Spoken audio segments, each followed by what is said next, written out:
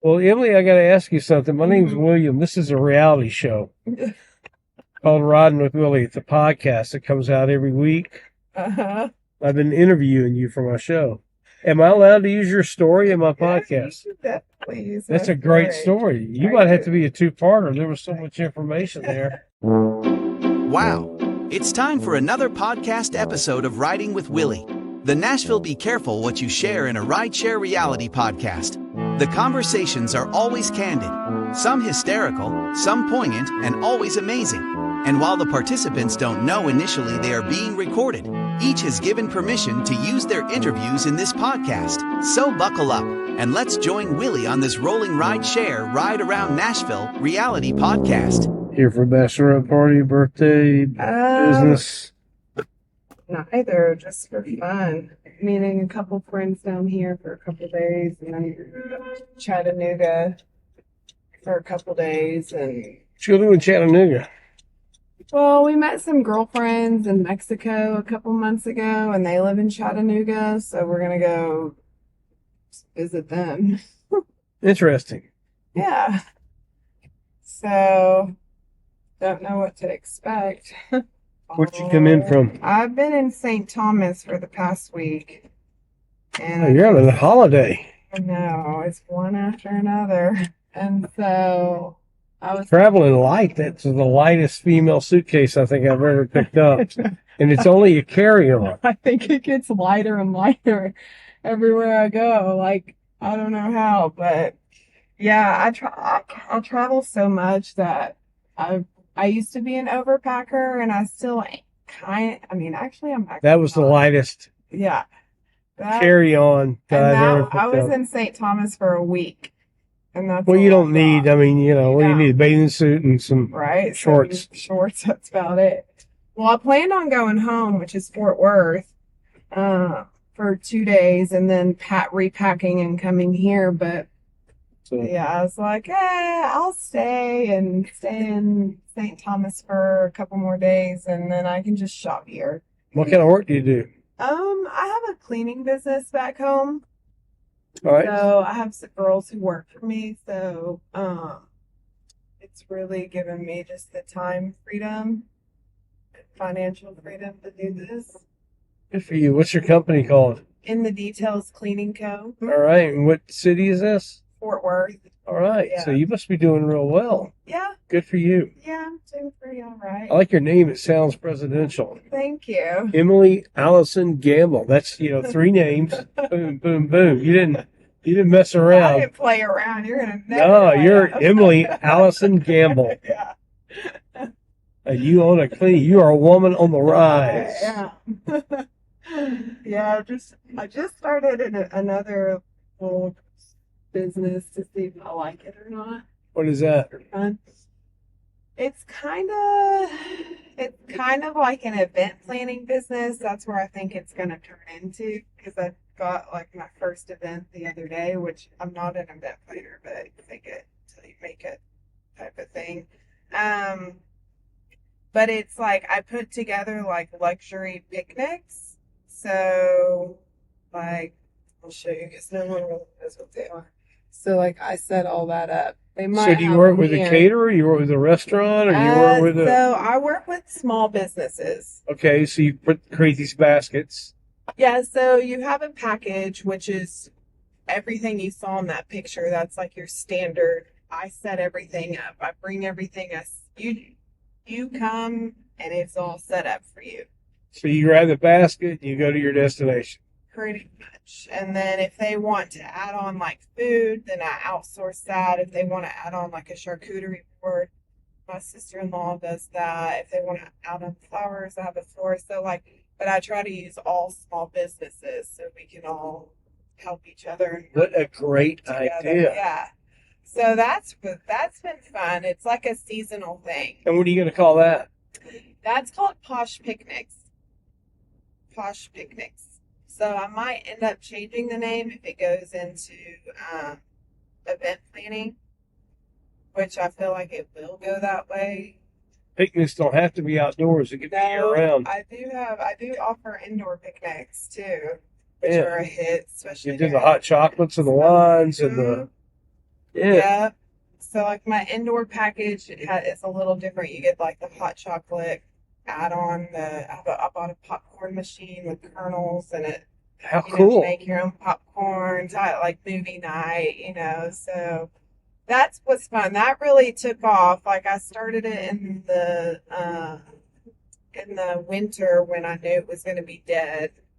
And then once I got everything I needed together, I kind of launched it. And I'm in all the moms groups, like all the mom groups around. I'm not a mom, but I'm in all the mom groups. And they all need cleaners and they all want luxury picnics. So for their daughters, for birthdays, for anniversaries, for whatever. I actually just got a wedding one the other day. And so just social media. And until I feel like I need to What social media are you using? Like Facebook? Facebook, that's really it. And I say like So you post these pictures and they speak for themselves. and people contact you immediately like, hey, can you do this for me? Yeah, all of April and May, every weekend is booked out. Hi, this is Brooke. Hi, this is Rachel. Hi, this is Riley. And Jean. And we're from Pittsburgh, and this is Riding with Willy. No, I think that was wrong. I don't know what I said. It was right. Oh, it was. Sydney, what's your celebrity story from Jack Daniels? I You got don't one? really have a celebrity story from Jack Daniels necessarily, but I used to work at Stony River, and I worked there when Miranda Lambert threw a salad on some girl for thinking that she was hitting on her boyfriend. I don't know if you've ever seen that video. There's actually a video? There's a video of it, yeah. It was like in a bunch of magazines and like on the news. So somebody was filming this Yeah, on their phone, yeah. and she threw a salad on. Threw a salad on a girl because she thought that she was hitting on her boyfriend at the time. Look it up. It's actually pretty funny. I've got It's to kinda research crazy. that. And that happened in Stony River. And I was like, holy shit. Like, I just watched Miranda Lambert throw a salad on someone. So, that's And were you probably- bartending or serving? I was serving at the time. And did you have her table? She was at the bar. Oh, So I just okay. like saw it happen. This was before I started actually bartending. Any other crazy stories?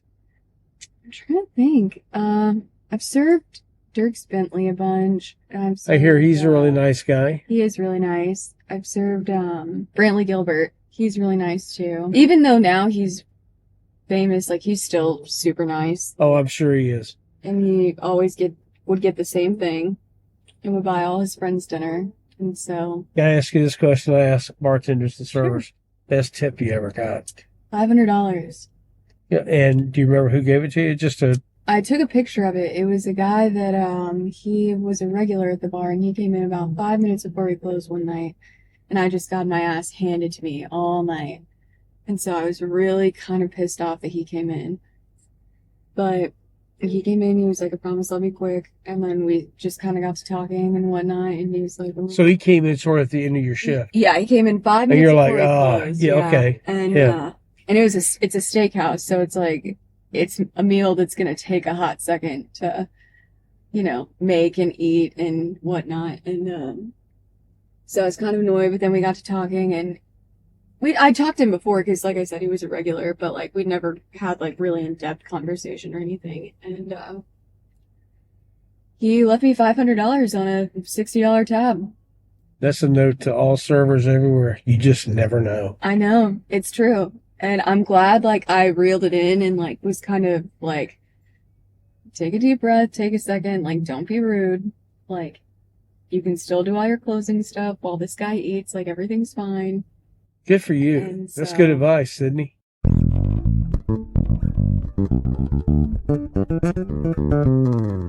What do you do? I produce commercials for ESPN, commercials and promos and stuff. So, So are you a videographer or what do you do? I'm on the producer side of stuff. So, it depends on the project, but like some of the main stuff I do is like the promotions for sporting events. Big property I do is college football. So it's like Sure. I don't know, Georgia, Alabama, Saturday, that kind of stuff.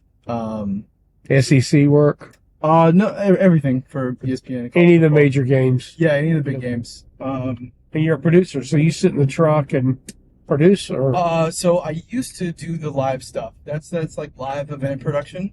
For me, I'm in New York working with editors and audio engineers and stuff to make like the promotions for those. so you're putting together the packages for the. Putting together like just like the commercials that run on ESPN basically. So I used to do the live stuff where I was in the truck, and I was pretty good at it, but it just wasn't really for me. There's a lot of travel involved. I get to travel for shoots and stuff, but it's not like the weekly, like Thursday through Sunday I'm out of town like it was back in the day. And there's just like less creativity doing that. Making commercials, I can just be as creative as I want, as creative as they let me be. So, it's fun. Yeah. So what are you working on here? Anything you can talk about? Yeah. So you'll see it in a few weeks. It's our college football anthem spot. We're shooting it with Kirk Herbstreit. Okay. It's basically we're making it look like he's like a professor in a college lecture hall, and everyone in there is like coaches, cheerleaders, mascots, fans, that kind of stuff. It's like filling out the lecture hall, and he's just like talking about college football, and it's like our big anthem kickoff spot for the season. It's awesome. Yeah, fun stuff. And the shoot is just a stage, or are you actually using a lecture hall like at Vanderbilt or something? Yeah, so we're actually shooting at Middle Tennessee State over in Murfreesboro. So you've got a real room. Yeah, we got a big lecture hall. We start shooting tomorrow. Went to the scouted the location today just to see how things were coming along. And what about extras? You got to fill that up, right? Oh yeah, we have Students that are doing dozens it? and dozens of people.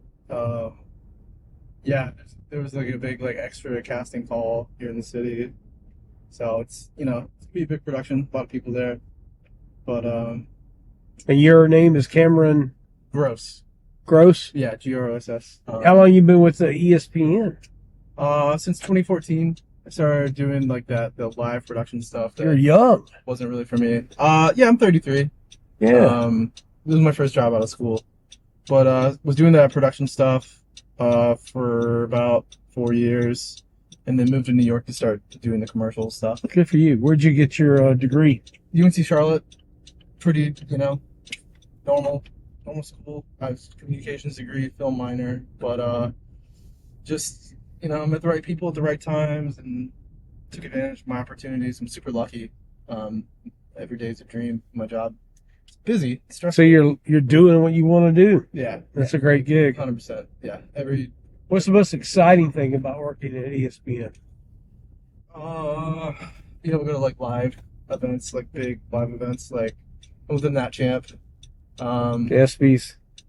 Yeah, SB's it is what it is. I prefer like actual sports moments, not like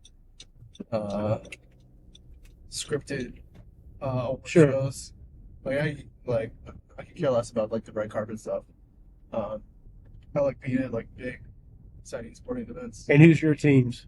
Tell me your teams. So I don't really have a college football team. I'm from Charlotte. Like, it just was never really like a specific team. College basketball is Duke for sure. Okay. I'm sort of a Tennessee Volunteers fan because of my wife and their family. They brought me into being a Tennessee fan, unfortunately. But maybe they'll start winning this year. NFL? NFL's Panthers, Carolina Sure. Panthers. Huge fan. The lady I was sitting next to on the plane here today, actually, she sold Christian McCaffrey his house.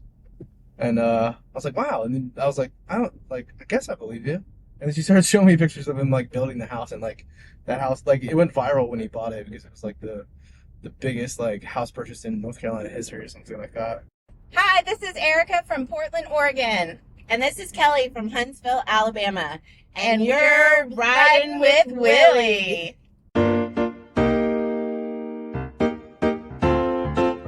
At what point do you think you'll need to outsource some of that? Like in what's outsourced? Because it sounds to me like you're wearing all these hats. Oh yeah, I wear a million hats.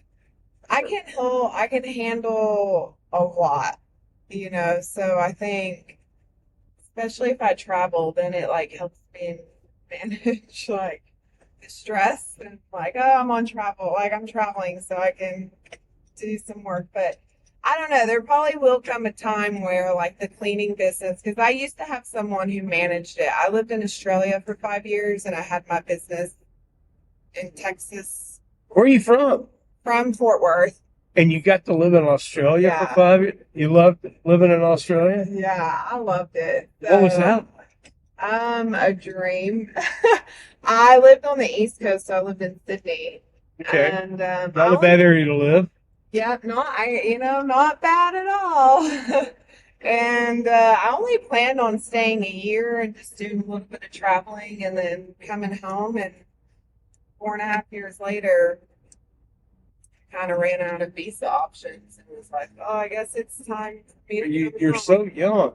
You've done all this in such a short time. No, I've always wanted to travel, and then I think Australia really just kind of set that in motion. What did you do while you were there? What was your income? So my income was my business here in Texas. So you just operated it from Yeah. Australia? Mm-hmm. And I had someone who managed it for me. I was like, well, I'll just manage it myself. So the last like maybe 2.5 years or so, I've managed it myself just through emails. Half my customers didn't even know. You didn't have to come back to the United I States? did come back a couple times, like once a year. Yeah, because you couldn't stay there permanently, right? You had to.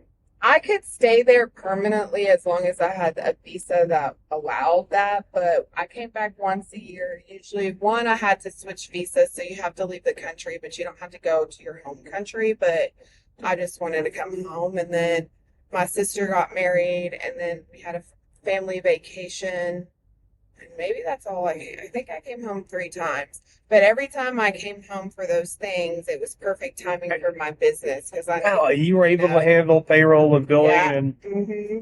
Then I started nannying like 3 days a week because I was like, I'm not gonna work for like. In Australia? Okay. Yeah, so I was like, I'm not gonna work for like 6 months. Well, I'm kind of a workaholic, and I was like 1 to 2 weeks, I was like, I'm so bored. I need to do something. So I just started nannying for this family, and I did that for like. You did that on the books, right? That was, yeah. They let you work in Australia? I didn't think they allowed that. Yeah, depending what visa you were on. So I ended up, like Americans can get a 1-year holiday visa, and so you can work for 6 months. So it's like guaranteed 1 year, and that was my first visa. But you have to be like 30 and under to get that visa. So I couldn't get that visa now because I'm over 30. Okay. But you can only work 6 months at a time and then you have to go to another job and work another 6 months. And then I ended up switching to a student visa and studied there. And then you can work up to 20 hours a week. So I studied I have my degree here, and then I left, and I didn't think I'd study again, but I ended up studying again. And then I kind of started getting not bored with the nannying, just like there wasn't enough work. So I just decided to start my own cleaning business in Australia. And so you replicated what you're doing at Fort Worth in Australia. You were able to do that. And I was like, not to toot my own horn, but like the best where I lived, to where like people were like on a waiting list. Like, so that business still exists? I sold it. Good for you. Yeah, I sold it before. Emily Allison Gambill. Check you out. So now I'm just. I don't think you want a political job. I think you just should stay. I know. I like what I do.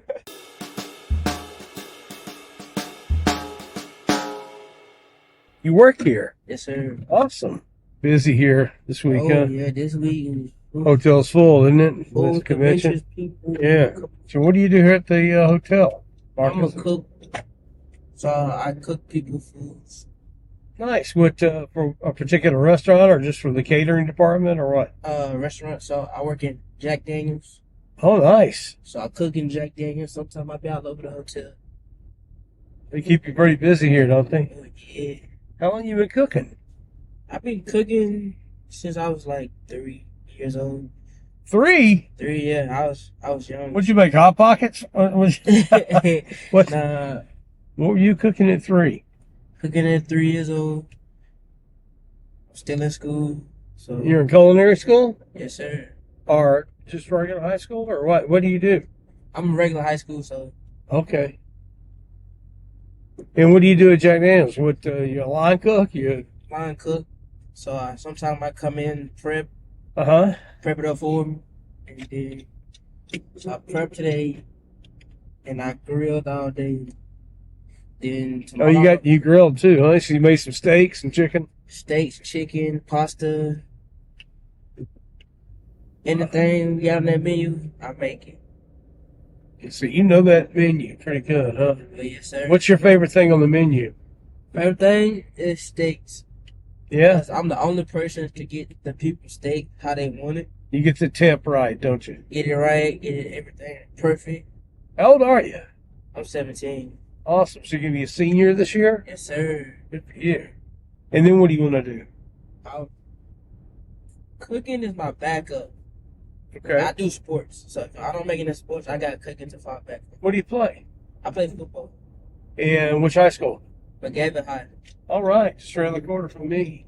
And what position do you play? I play defensive tackle. Sometimes I run the ball. So.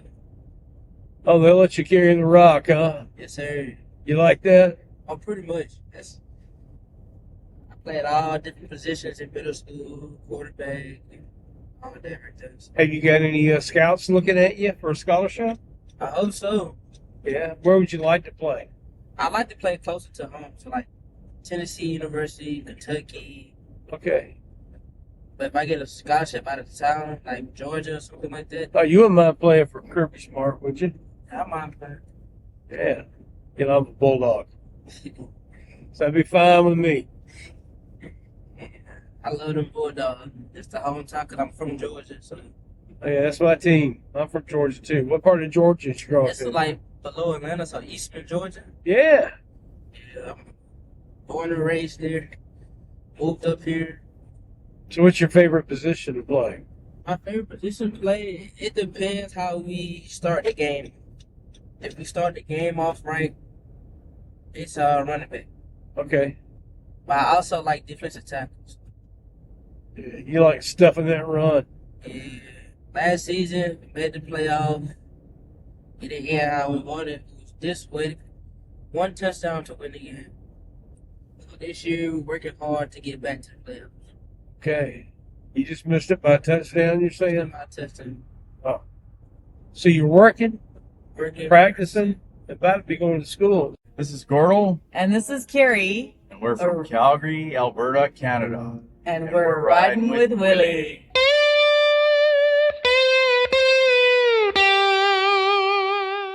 Where you from? I'm from Boston originally. Yeah. Where do you live now? New York City now. What do you do? I paint murals mostly. You're an artist. Visual artist, yeah. Yeah. That's awesome. Do you go all over the country or focus on New York? Or New York keeps me busy.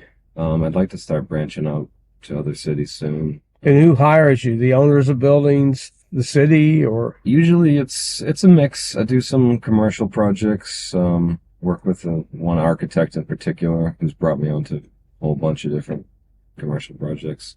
A lot of like private commissions. Yeah, it's funny. Just a lot of walls. People want color on them, you know. You can find your work on Instagram and Yep. Yeah. Yep. Under your name? If you search it, it'll come up. Yeah, it's my Instagram handle's weird because Sean Mays is already taken, but it's Burning Sun, BVRNING _sun. Okay. We gotta change that.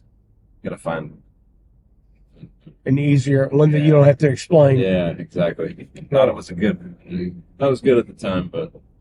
And how did your career take that trajectory? You know, You had formal training? yeah, when I Art was younger, did the whole formal art training, like still life painting and all that, drafting. And when I went to college, I decided to go for sculpture, got more into woodworking, sort of in construction for a bit, did architectural signage installation, the company in Boston, then was working on residential carpentry for like a couple of years. From there, got into painting for movies because some of the guys I was working with, working on houses, they also, part of the year, they painted for movie sets. They got me involved in that. But in Boston, yeah, you can't really sustain that full year round. So I got on the job in New York City on a movie set. After that, I just started doing my own thing. I hadn't worked in movies since then. So it's not something you thought about when you were young. I wasn't sure if I wanted to go into more architecture or, then I just knew I loved working with my hands, and I was like, I want to, rather than do architecture, I want to focus on learning how to build stuff. Just couldn't get away from painting, man. I love that, and I still love carpentry too, but just the fact that I can paint for a living in New York City is amazing. It's a pretty good gig. Yeah. It's a dream job. Yeah. What's the tallest you've had to hang? So I worked on much taller, higher jobs when I was in the sign company. I don't do much for really tall murals. That's really long ones, but nothing crazy tall. What's the largest mural you've painted? Largest was probably like 20 feet tall by like 150 feet long. How do you keep perspective? Oh, I grid it out, and it's just color by number. Once I work out all the designs as like digital illustrations and use like Photoshop mock-ups to show to the clients. How often are you having to stand back and? Now, once I have it mapped out, gridded out, it's just color by number, basically. Yeah, because you can't really be making stuff up at that scale. You can't get perspective really. A lot of what I do is like mid-size, like 16 by 16 square or 16 wide by like 10 feet tall, kind of in there. So nothing crazy. What's your favorite piece? I did one on a rooftop west side of Manhattan, and it was this guy in a gorgeous apartment. He had just moved up there from Lower East Side, and there's a lot more murals, street art, and he's like, "Oh, I want to bring some of that vibe up here. You like my work?" So I did on his roof deck, kind of 3 walls, sort of a floral motif, the face, and that was my favorite one so far. And the spot was amazing. Hope you enjoyed this episode of Riding with Willy, your Nashville Be Careful What You Share in a Rideshare Reality podcast. Be sure to subscribe here to catch each new weekly episode of Season 1. Look for us on social media and find us on the internet at pod615.com.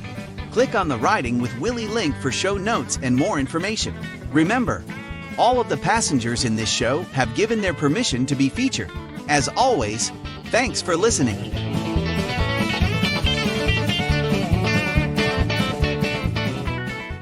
Riding with Willy is a podcast production from the Pod 615 and William Kitchens Creative Group, Inc. No, I think that was wrong.